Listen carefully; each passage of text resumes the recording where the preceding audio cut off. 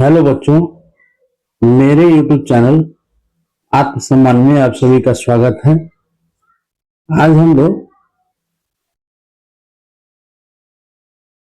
2019 के बचे हुए प्रश्नों को देखेंगे, जो कि 2 मार्क्स के आते हैं। 2 नंबर के जो आते हैं, 2 मार्क्स के आते हैं, उनको हम लोग देखेंगे।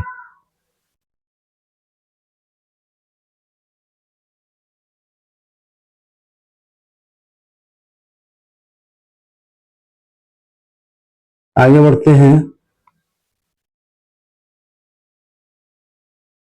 पहला प्रश्न है, 19वीं शताब्दी में राष्ट्रवाद के उदय में भारत माता की छवि की क्या भूमिका थी? तो आप लोग देख रहे हैं, यह भारत माता की छवि है और इस छवि में हम लोग देख पा रहे हैं कि भारत माता की छवि में 4 हाथ है और चारों हाथ में कुछ ना कुछ है। वो उसको हम लोग बाद में देखते हैं। पहले देखते हैं कि भारत माता के चित्र को बनाने वाले अवनींद्रनाथ टैगोर जी हैं, जो कि 1905 ईस्वी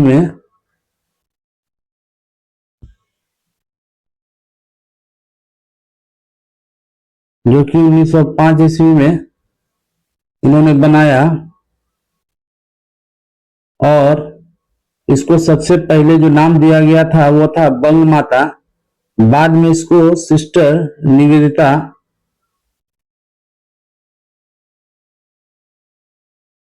इसका नाम बदलकर भारत माता कर दिया। तो भारत माता नाम से पहले यह बंग माता के नाम से जानी जाती थी। अब इस चित्र को यदि हम लोग देखेंगे तो इसमें भारत माता के माध्यम से हम लोग भारत की एकता, अखंडता, एकजुटता की बात करते हैं, भारत में राष्ट्रवाद की बात करते हैं। और भारत को जब हम लोग माता के रूप में देखते हैं तो वह एक भूभाग नहीं रह जाता है। एक माता जब बन जाती है तो उनके संतान, चाहे वो किसी भी समुदाय या धर्म के हो, सभी संतान एक हैं और सबका यह दायित्व बनता है कि वो अपनी भारत माता की रक्षा के लिए त्याग, बलिदान और हर तरह का प्रयास वो करे, जिससे कि हमारी भारत माता या हमारा राष्ट्रवाद बचा रहे। बंकिम चंद्र, यहाँ पे देखिए, बंकिम चंद्र का आमूर्त राष्ट्रवाद, जिनको उन्होंने लेखनी के माध्यम से प्रस्तुत करने का प्रयास किया, उसी को अवनींद्रनाथ टैगोर जी ने मां का रूप देकर उसको साकार रूप दिया या मूर्त रूप दिया। इनकी आकृति को देखेंगे, यदि भारत माता की आकृति को देखेंगे तो यहां पर हम लोग देख पा रहे हैं कि इनके चारों हाथों में, पहला में देखिए यहां पर वेद है, दूसरे में वस्त्र है, तीसरे में अनाज है और चौथे में माला है।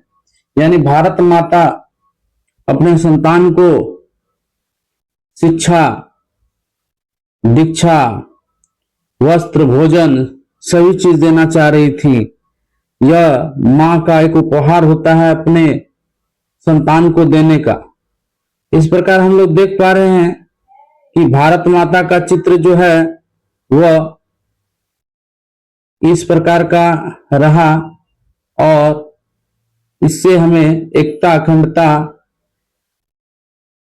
में बंधने का एक सूत्र मिला और हम लोग राष्ट्रवाद में भारत माता के चित्र का अहम भूमिका मानते हैं। नेक्स्ट प्रश्न है,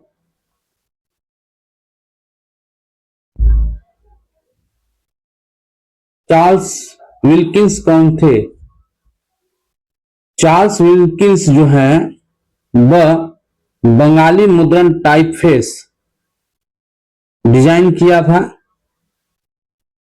क्योंकि हम लोग छापे खाने की बात कर रहे हैं और इस छापे खाने में जो है बंगाली मुद्रण टाइपफेस का डिजाइन जो है इन्होंने ही किया था और इस डिजाइन के माध्यम से कोई भी चीज को छापना बहुत ही सरल और सहज हो गया, क्योंकि इससे हम लोग आसानी से पुस्तकों को छाप पाते थे और अधिक से अधिक संस्था तक पहुंचा पाते थे। साथ ही व्यापार के लिए विभिन्न तरह के कपड़ों में छपाई या किसी भी तरह की छपाई के लिए भी हम लोग जो है बंगाली मुद्रण का इस्तेमाल करके उसको हम लोग प्रचार प्रसार कर रहे थे। इसलिए इनको जो है क्या कहा जाता है, बंगाली मुद्रण का जनक भी कहा जाता है। और चूंकि इन्होंने ही क्या किया था, चेनी काटा, आप ध्यान से देखिए यहां पर चेनी काटा बंगाली टाइपफेस बनाया था और हेस्टिंग के अनुरोध पर उन्होंने हुगली के पंचानन कर्मकार का नाम आता है इस टाइपफेस में और मुद्रण में। तो पंचानन कर्मकार की मदद से चेनी काटा टाइप फेस का निर्माण किया और सरकारी मुद्रणालय का कार्यभार संभाला। हॉलैंड के बंगाली व्याकरण का मुद्रण उन्होंने ही किया और इसी कारण उन्हें बंगाल का गुटनबर्ग भी कहा जाता है। तो हम लोग देखें कि चार्ल्स विल्किंस महोदय को बंगाली मुद्रण टाइपफेस का जनक भी माना जा सकता है। इन्हें बंगाल का गुटेनबर्ग भी कहा जाता है। तो इस प्रकार हम लोग इनके बारे में जाने। आगे जो अगला प्रश्न है, बंगाली लिनोटाइप को शुरू करने का क्या महत्व है। यह भी प्रकाशन या छापे खाने से जुड़ा हुआ चीज है। लिनोटाइप लाइन एफ टाइप से मतलब है कि यह एक कंपोजिंग मशीन है जिसकी मदद से धातु के टाइप को हाथ से लिखने की वजह हम लोग क्या करते थे, मशीन पर बहुत तेजी से और आसानी से सेट किया जा सकता था और हाथ की स्पीड से बहुत ज्यादा स्पीड से हम लोग इसको क्या कर सकते थे, कोई भी चीज को लिख पाते थे। आप इस छापे खाने को देखिए। इस छापे खाने में आपको यहां पर एक बटन मिल रहा है, इसी को लिनोटाइप कहते हैं। ये लिनोटाइप फेस जो है इससे आसानी से छापे खाने को मुद्रण करने में या पुस्तकें छापने में या किसी भी तरह की छपाई करने में बहुत ही सुविधा मिली। तो ये जो है, ये मशीन में जो दिख रहा है यही लिनोटाइप फेस है। और पश्चिम बंगाल में 1935 में आप देखें तो सुरेश चंद्र मजूमदार, राजशेखर बोस और अन्य लोगों की पहल से इस तकनीक का उपयोग करके समाचार पत्र छापने लगे और इसमें विकास भी हुआ। अब हम लोग नेक्स्ट प्रश्न में जाएंगे। किसान आंदोलन के जनक रामचंद्र की क्या भूमिका थी। रामचंद्र जी फिजी से आए हुए एक ऐसे नेता उभरे जिन्होंने उत्तर प्रदेश के अवध में एक आंदोलन चलाया, जिसको यहां पर अवध किसान सभा या अयोध्या किसान सभा कह सकते हैं। और 1920 में इन्होंने चलाया। इनका मूल जो मकसद था कि श्वेत लोग अर्थात जो गोरे लोग, जो अंग्रेज हैं, जो ब्रिटिश हैं, वह अधिक से अधिक बेगार, अत्यधिक कर, भूमि हड़पने के विरुद्ध संगठित किया लोगों को। और यह इन्होंने जो है किसानों को संगठित करके एक अवध किसान सभा की स्थापना की और किसानों को उनके हक के लिए इन्होंने लड़ाई लड़ी। तो इस प्रकार हम लोग देख पा रहे हैं कि बाबा रामचंद्र की अहम भूमिका रही। नेक्स्ट प्रश्न में हम लोग जाते हैं, मदारी पासी कौन थे? नेक्स्ट में हम लोग आ रहे हैं, मदारी पासी कौन थे? तो मदारी पासी असहयोग आंदोलन के दौरान, आप देखिए यहां पर असहयोग आंदोलन के दौरान अर्थात 1922 के करीब में इन्होंने उत्तर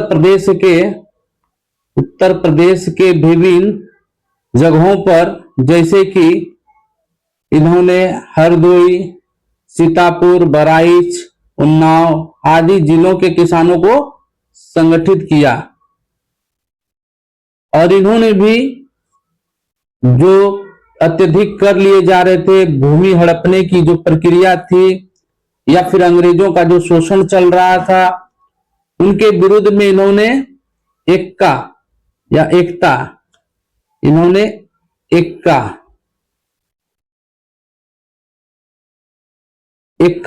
आंदोलन चलाया। और क्योंकि आंदोलन को सरकार ने बहुत ही जल्द दमनात्मक तरीके से इसको दबा दिए, लेकिन यह जो है काफी लोकप्रिय रहे बाबा मदारी पासी।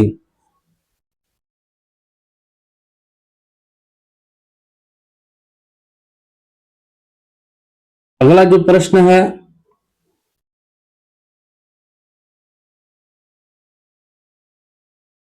मानतांगनी हाजरा क्यों अस्मरणीय है? आप जानते हैं मानतांगनी हाजरा भारत छोड़ो आंदोलन में भाग ली थी और भारत छोड़ो आंदोलन अर्थात गांधी जी के साथ इन्होंने आंदोलन में सहयोग किया था।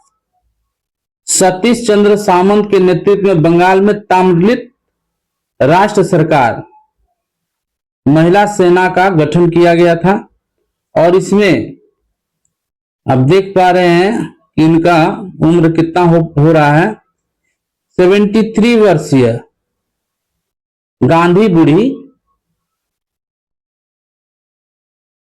मानतांगनी हाजरा थी और उनके नेतृत्व में तामलुक थाना की घेराबंदी का कार्यक्रम चलाया गया। तामलुक यानी मेदिनीपुर के करीब में तामलुक पड़ता है, तो ये पश्चिम बंगाल की थी। और जब थाना का घेराबंदी करती हैं तो पुलिस की गोली से इनकी मृत्यु हो गई, क्योंकि ब्रिटिश के खिलाफ इन्होंने साहसिक कार्य की थी, इस वजह से इनको याद किया जाता है। तो गांधी बूढ़ी के नाम से जाने जाने वाली मानतांगनी हाजरा का बहुत बड़ा योगदान रहा। अगले प्रश्न में हम लोग जाते हैं, दलित कौन थे? दलित, आप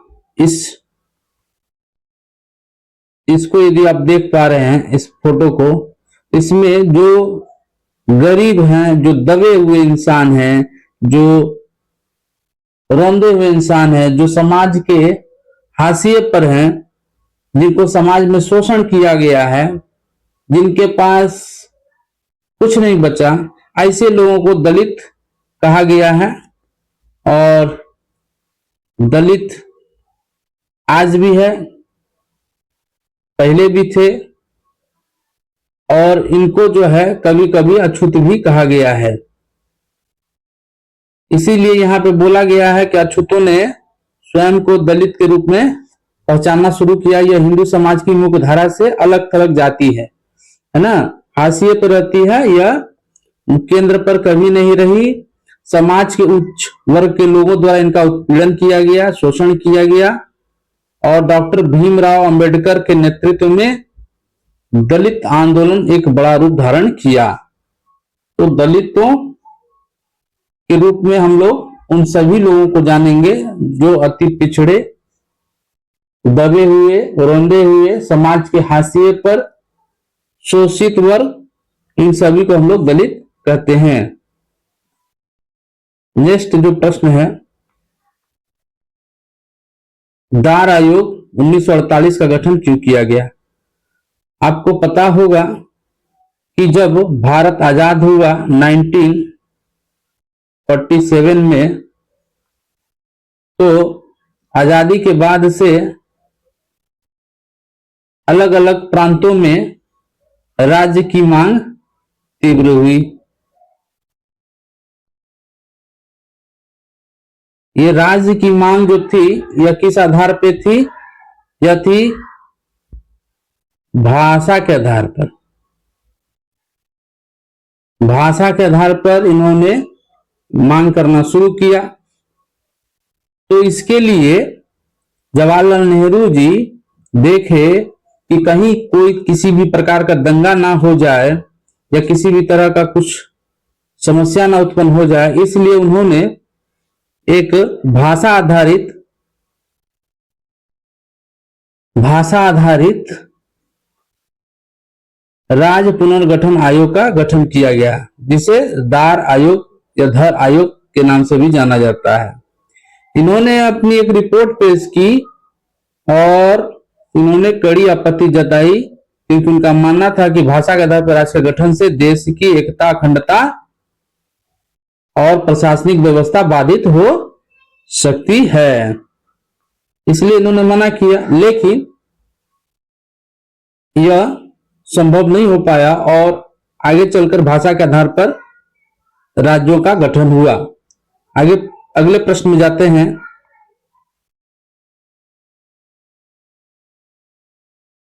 पट्टी सीरामुल्लू कौन थे? जैसा कि पहले भी बोले कि भाषा के आधार पर आखिरकार राज्य का गठन हो ही गया और उसका पहला जो प्रयास था वह था पट्टी सीरामुल्लू जी के जरिए। इन्होंने पट्टी सीरामुल्लू एक लोकप्रिय स्वतंत्रता सेनानी और तेलुगु नेता थे और अक्टूबर 1952 में भारत के दक्षिण भाग मद्रास प्रांत में तेलुगु भाषी क्षेत्र को अलग कर एक राज्य की गठित की मांग की, जिसको बाद में जाकर आंध्र प्रदेश बोला गया। और ये इन्होंने 58 डेज जो है उपवास रहे, भूख हड़ताल में रहे और जिसके कारण इनकी क्या हो गई? इनकी मृत्यु हो गई।